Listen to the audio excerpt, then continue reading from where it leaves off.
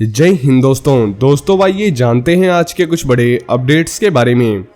तो दोस्तों, अमृतसर स्थित सीमा सुरक्षा बल के खासा हेडक्वार्टर में रविवार सुबह एक जवान ने फायरिंग कर अपने 4 साथियों को मौत के घाट उतार दिया और बाद में खुद भी गोली मारकर आत्महत्या कर ली। आरोपी की पहचान महाराष्ट्र के सुतप्पा के रूप में हुई है और गोलीबारी में आरोपी समेत 5 जवानों की मौत हो गई है। वहीं बीएसएफ ने पूरे मामले की कोर्ट ऑफ इंक्वायरी के ऑर्डर दे दिए हैं। दोस्तों, आरोप है कि जवान से ज्यादा ड्यूटी ली जा रही थी, जिसे लेकर उसका मानसिक संतुलन गड़बड़ा गया। शनिवार की शाम उसकी बीएसएफ के एक बड़े ऑफिसर से बहस हुई थी, लेकिन सुतप्पा को कोई हल नहीं मिला। रविवार की सुबह सुतप्पा ड्यूटी पर तैनात था और गुस्से में आकर उसने अपनी राइफल से गोलियां चलानी शुरू कर दी। दोस्तों, गोलियां चलने की आवाज सुनकर दूसरे जवानों ने इधर उधर भागना शुरू कर दिया।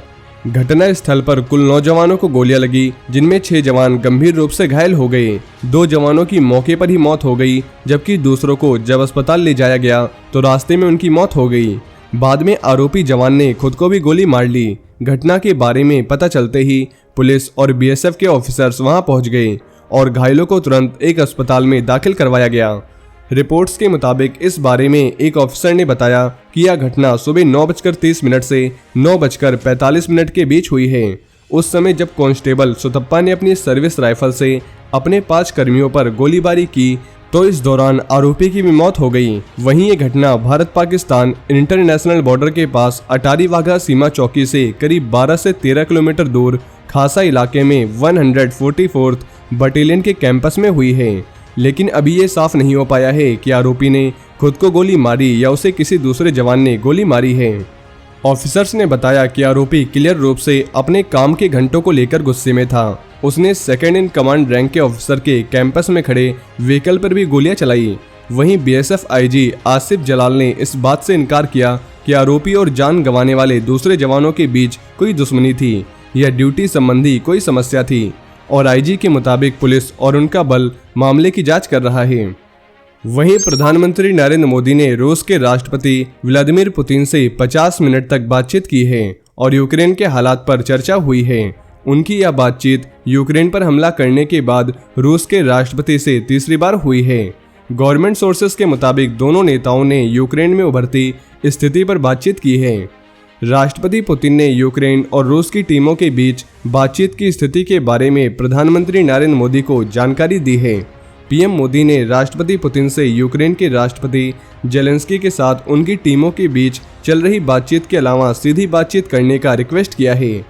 सोर्सेस के मुताबिक प्रधानमंत्री नरेंद्र मोदी ने सूमी से भारतीय नागरिकों को जल्द से जल्द सुरक्षित निकालने पर जोर दिया है। इससे पहले आज दिन में पीएम मोदी ने सोमवार को यूक्रेन के राष्ट्रपति व्लादिमीर जेलेंस्की से भी बातचीत की है और युद्धग्रस्त देश के पूर्वोत्तर इलाके के शहर सूमी में फंसे भारतीय छात्रों को सुरक्षित निकालने में उनसे मदद की गुजारिश की है।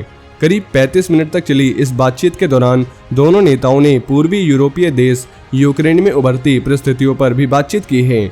रूस और यूक्रेन के बीच जारी जंग के कारण सूमी में अभी भी 700 के करीब भारतीय छात्र फंसे हुए हैं और सोर्सेस के मुताबिक प्रधानमंत्री नरेंद्र मोदी ने सूमी में फंसे भारतीयों को सुरक्षित निकालने के लिए भारत की ओर से किए जा रहे प्रयासों में यूक्रेन सरकार से मदद रखने की अपील की है।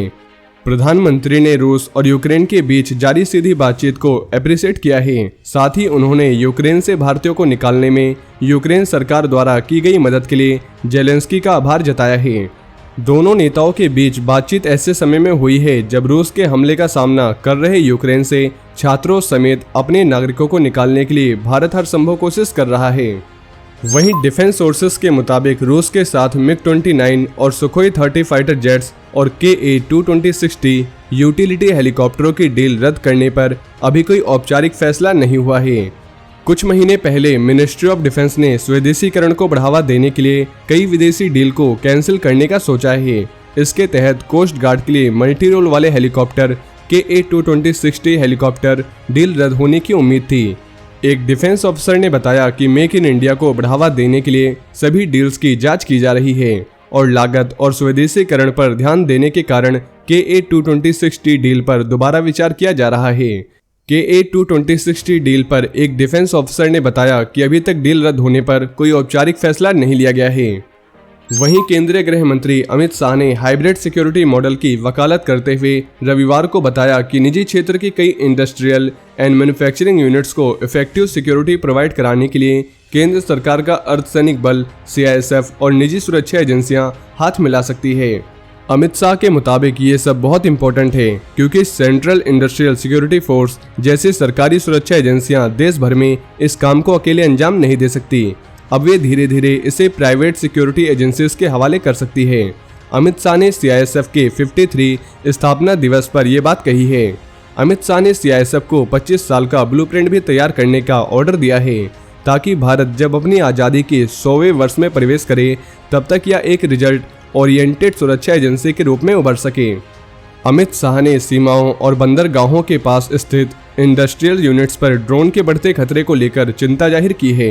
उन्होंने CISF से DRDO और सीमा सुरक्षा बल BSF जैसी एजेंसियों के साथ मिलकर इस खतरे के खिलाफ एक इफेक्टिव टेक्नोलॉजी तैयार करने के लिए कहा है।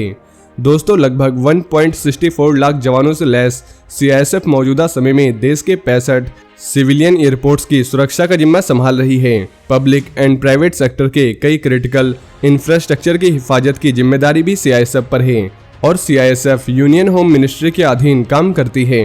तो दोस्तों, ये थे आज के कुछ बड़े डिफेंस अपडेट। इसके अलावा अगर आप भारतीय सेना से जुड़ी ऐसी और भी जानकारी जानना चाहते हैं तो आपको हमारे दूसरे चैनल डिफेंस एनालिसिस पे मिल जाएगी, जिसकी लिंक आपको नीचे डिस्क्रिप्शन में मिल जाएगी। और इस वीडियो से जुड़े अगर आपके मन में कोई भी सवाल हो तो आप नीचे कमेंट बॉक्स में हमसे पूछ सकते हैं। और ये वीडियो अगर आपको पसंद आई हो तो वीडियो को ज़्यादा से ज़्यादा शेयर करें और चैनल को सब्सक्राइब करना न भूलें। जय हिंद, जय भारत।